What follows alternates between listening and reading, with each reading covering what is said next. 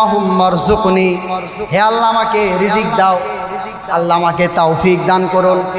শাহাদাতান ফি সাবিলিক, সাধারণ কোনো তৌফিক না, এটা হচ্ছে এমন একটি তৌফিক যাতে করে আমি আমার জীবনের সর্বত্র দিয়ে, সব রক্তবিন্দু দিয়ে আমি আপনার রাস্তায় শহীদ হতে পারি। আল্লাহ আমাকে সেই তৌফিক দান করেন।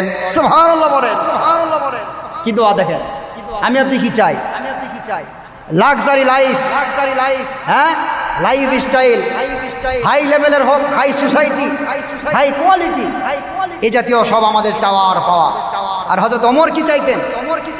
অর্ধ জাহানের বাদশাহ, তিনি চাইতেন আল্লাহুম্মা রযুকনি শাহাদাতান ফি সাবিলিক, আল্লাহ তোমার কাছে আমার একমাত্র চাওয়া হলো আমি দুনিয়ার মধ্যে আমার বিছানায় রাজ সিংহাসনে মরতে চাই না, যুদ্ধ করতে করতে তোমার রাস্তায় কাফেরের হাতে শহীদ হতে চাই। বলেন আল্লাহু আকবার। কি দোয়া, একজন রাষ্ট্রনায়কের দোয়া দেখেন। আর আমাদের দেশ থেকে পালায়, নানান গ্যাঞ্জাম করে, ঝামেলা করে, মানুষের উপরে কর আর ট্যাক্স আর জুলুম নির্যাতন করে, নিজের দলের পেট ভারী করে যখন জনগণ ক্ষিপ্ত হয়ে যায়, উড়াল দিয়ে আরেক দেশে চলে যায়। কারণ আমার আপনার দেশের যতগুলো প্রজেক্ট হয়, মেট্রো রেল বলেন আর ওইটা বলেন সেটা বলেন, এই সব কিছু একটা বাজেট দেখিয়ে এর বাহির দিয়ে হাজারো কোটি টাকা পাচার করে বিদেশে গিয়ে তারা তাদের বেগম বাড়ি বানিয়েছে, সেখানে গিয়ে তারা ফ্ল্যাট বাড়ি কিনে নিয়েছে।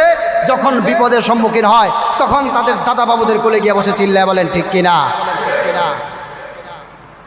আর হযরত ওমরও তিনি নেতা ছিলেন, তিনিও খলিফা ছিলেন। তার স্বপ্ন কি ছিল দেখেন, তার স্বপ্ন ছিল আল্লাহ আমি লাক্সারি স্টাইলিশ জীবন চাই না, আমি চাই তোমার রাহে আমার মৌত হোক, শহীদ হই, আমি এটা চাই।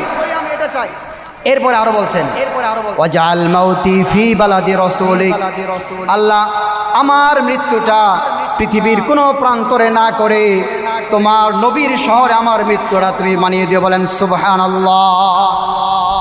কি চাওয়া, যে তোমার রাস্তায় শহীদ হতে চাই আর তোমার হাবিবের দেশে আমি মরতে চাই। আপনাদের নিয়ত কি? আমাকে কিছুদিন আগে এক আলেম বলেছেন যে হুজুর এই এলাকায় বাড়ি করেন, জায়গা কিনেন। আমি বললাম যে লাভ কি, আমার তো বাড়ি ঘরের অভাব নাই, যা আছে আলহামদুলিল্লাহ।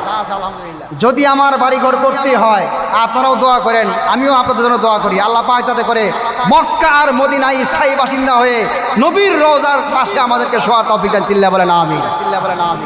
এটা হলো স্বপ্ন। আপনি কি গাজীপুরে থাকতে চান, ঢাকায় থাকতে চান, গুলশানে, লাভ কি? কি লাভ আপনার? আমেরিকায় বাড়ি হলে কি লাভ আপনার? সবাই ল্যাংটা, বের হলে আপনার গুনাহ হবে। কিসের গ্রিন কার্ড আপনি চান? আপনার তো লজ্জা নাই, ইমান নাই, বোধ শক্তি হারিয়ে ফেলেছেন। এই জন্য জানোয়ারদের সঙ্গে